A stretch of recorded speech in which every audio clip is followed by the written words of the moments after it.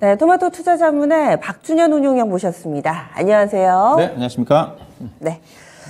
시장이 뭔가 좀 바뀌고 있는 듯 합니다. 그리고 그동안에 이 보냈던 신호와 좀 바뀐 것 같아요. 지수는 강한 반등인데 환율은 또 같이 올라서 1,300원 레벨이고, 그리고 또 이 미국의 장단기 금리도 약간은 또 역전되는 모습을 보여주고 있고, 이상 시그널들이 좀 나와 보이는데요. 이런 부분들 좀 체크를 해주시죠. 네, 그렇죠. 어떻게 보면 호재와 악재 섞여 있는 어수선한 흐름인 것 같습니다. 이제 그런 과정 쪽에서 바닥을 좀 잡아가는 과정이 아닌가 그런 말씀 좀 드리고 싶은데, 여전히 시장의 중심은 지금은 인플레이션보다 경기 침체입니다.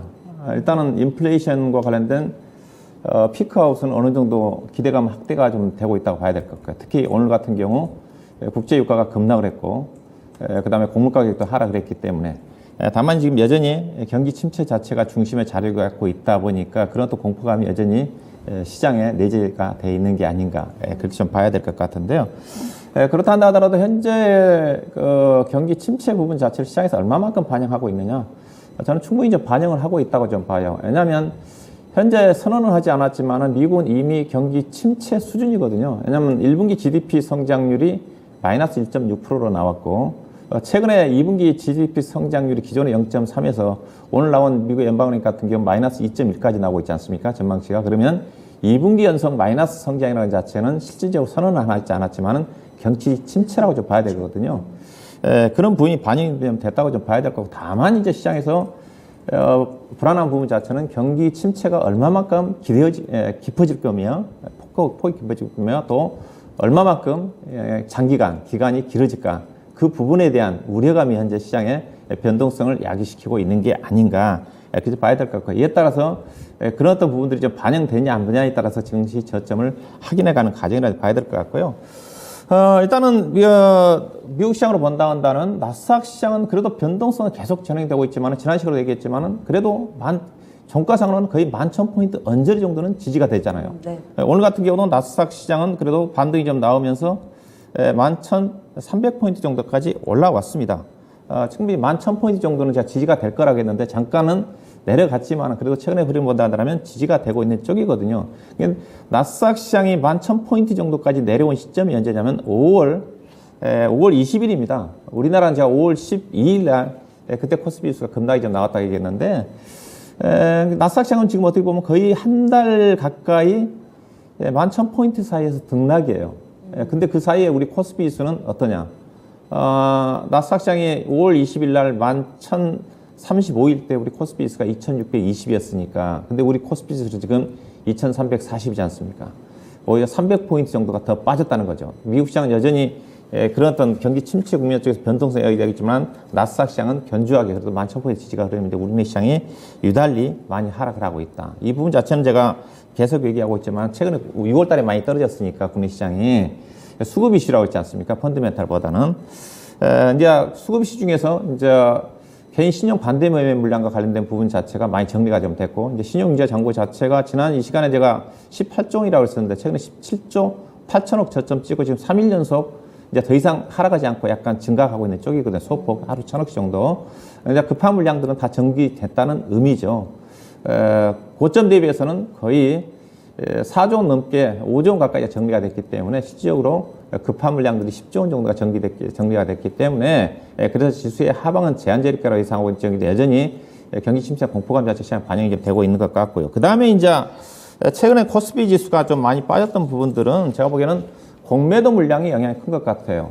공매도 잔고 추이를 제가 표를 좀 준비를 했는데, 6월 초 대비해가지고 6월 말 기준으로 보면 시가총액 상위 주요 종목들 공매도가 얼마만큼 늘어난지를 보시면 알 수가 있을 것 같은데, 삼성전자 같은 경우는 1,840만 주가 6월 초였는데 지금 2,800만 주거든요. 이게 1,000만 주 가까이가 공매도 물량이 좀 늘어난 거고요. 그 다음에 LG에너지는 187만 주에서 지금 328만 주 정도, SK하이닉스가 439만 주에서 688만 주, 전반적으로 총계로 본다면 약 4천만 주, 6월 초에 4천만 주 정도에 해당 공매도 잔고가 지금 6천만 주대니까 전체적으로 50% 정도가 6월 초 대비해서 공매도 잔고가 늘어났다. 이 부분 자체는 아무래도 이게 이제 코스닥 시장의 코스피 지수의 국내 시장의 코스닥 시장의 하락 자체는 신용 반대 매물량 영향이 컸고 코스피 시장의 최근의 약세 부분 자체는 어제 2270까지 내려왔지 않습니까?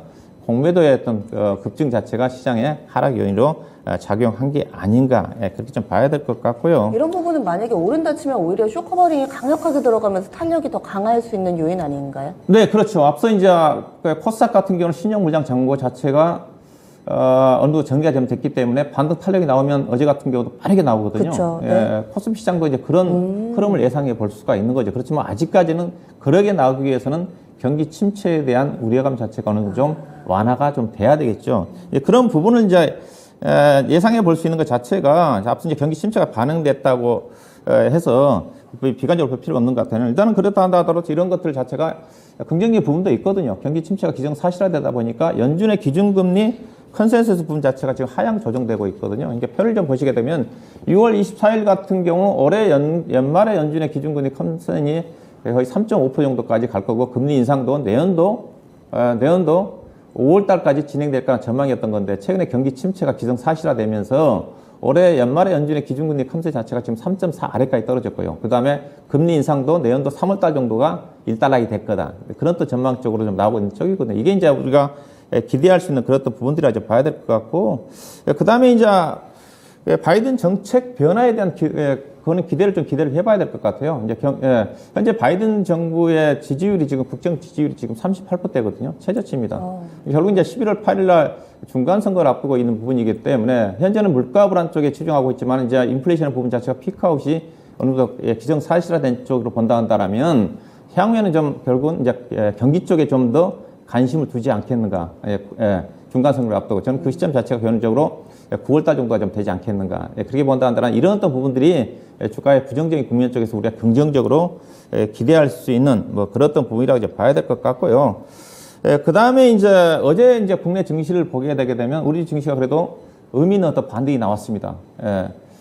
월요일 같은 경우 상당히 계속 흘러내려가고 상당히 좀 심각한 수준이었는데 그래도 어제는 거의 코스피 지수, 코스닥 같은 경우 무려 3.8% 가까이 급반등이 나왔는데 물론 어제 이제 반등이 나왔던 것 자체는 장 초반에 나왔던 CNN에서 보도에 따른 러시아 우크라이나 간의 휴전 가능성 자체가 국내 투자가들한테 상당히 투자 심리를 안정화시키는 역할을 했던 것 같아요. 근데 장중에 나스닥 선물시장이 상승폭이 둔화되었음에도 불구하고 우리가 코스피라도 코스닥 시장의 종가가 강세로 끝났거든요. 어느 정도 미국 시장의 동조화에서 동조화 자체가 이제 긍정적인 부분이죠. 왜냐하면 최근에는 디커플링이 있으니까 미국 시장이 상당히 변조함에도 불구하고 시장이 또 떨어지는 국면이었기 때문에 그러면서 약간의 국내 투자가들의 투자 심리 자체가 회복된 게 아닌가.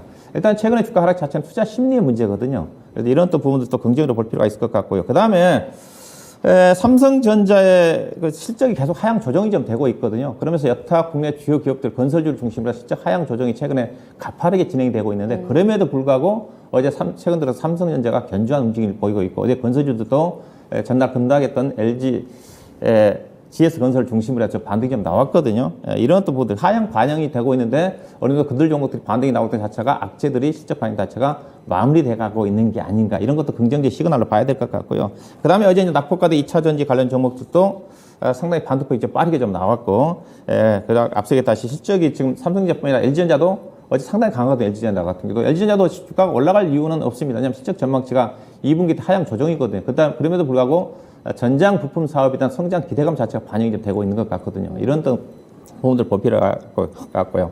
다만 어제 아쉬웠던 것 자체는 지수가 급반등에도 불구하고 거래가 부진합니다. 어제 맞아요. 양시장 거래 대금이 합쳐서 12조 8천억밖에 안 돼요. 엄청 부진합니다. 그래서 결국은 거래량이 늘어나면서 올라가야 되기 때문에 그래서 아직까지는 지수가 저점을 확인한 과정에 있는 게 아닌가 이렇게 좀 봐야 될 것 같습니다. 예. 그러면요, 오늘장 놓쳐서는 안 될 시그널 바로 좀 알려주세요. 예, 일단은 현재 국내 시장 자체는 경기 침체 수준을 상당 부분 반영하고 있다. 앞선 미국은 2분기 연속 GDP 성장이 마이너스인데 우리나라는 지금 마이너스는 아닙니다. 1분기 때 우리나라는 GDP 성장이 지금 플러스 0.6%거든요. 2분기 때도 지금 마이너스까지는 나오지는 않습니다. 올해 그래도 연간 우리나라 GDP 성장률은 2.4% 정도 예상을 하고 있는 부분이기 때문에 그런 어떤 부분들이 국내 시장에 과다하게 반영되고 있는 게 아닌가 봐야 될 것 같고요.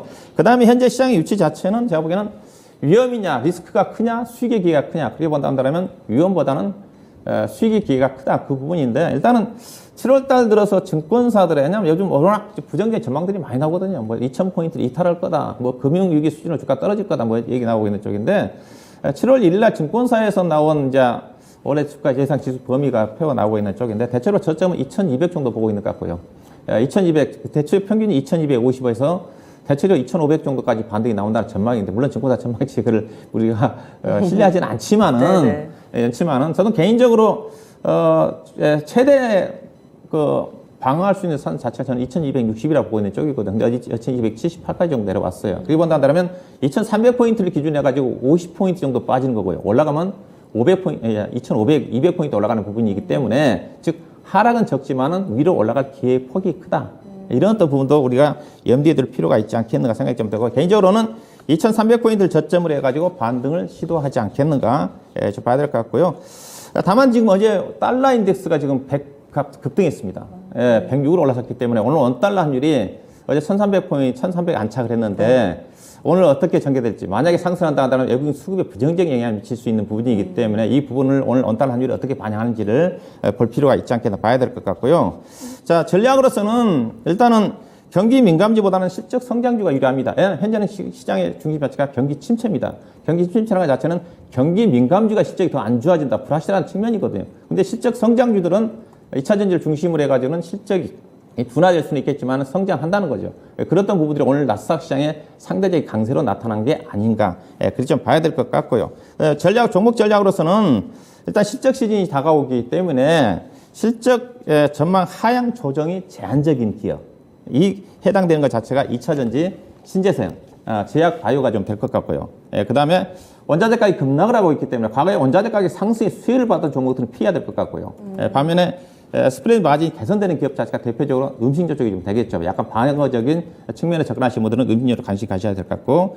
그 다음에 미국의 관세 인하가 지금 거의 현실화되고 있는 것 같죠. 대중국 관세. 관세의 수혜를 받는 것 자체가 중국 경기이기 때문에 철강이라든가 그쪽에 그래도 경기 민감 쪽에 관심을 받을 필요가 있지 않겠는가.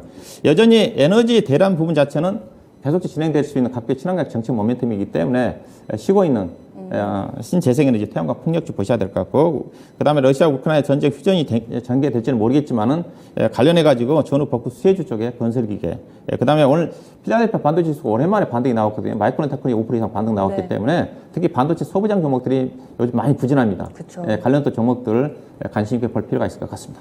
예, 볼만한 종목군들까지 좀 정리를 해주셨어요. 2차전지, 신재생 쪽, 태양광 풍력 쪽 여전히 보셔도 좋고 제약바이오, 음식료, 그다음에 중국 쪽 모멘텀 보고 철강 쪽, 그리고 건설기계, IT, 반도체 소부장 종목군들까지 긍정적인 시각으로 의견 제시됐습니다. 다만 이제 유가랑 이런 부분들 꺾이기 때문에 원자재 가격 연동되는 종목은 피하자 투자 의견 나왔습니다. 이렇게 해서 박준영 운영과 함께 봤고요. 오늘 무료 온라인 공개 방송 있습니다. 오후 5시입니다. 유튜브에서 만나보실 수가 있는데 시장을 이기는 종목 찾기 하락장에서도 시장을 압도할 만한 작지만 강한 주식을 알려드린다고 하니까요. 이 시간도 꼭 함께 해주세요.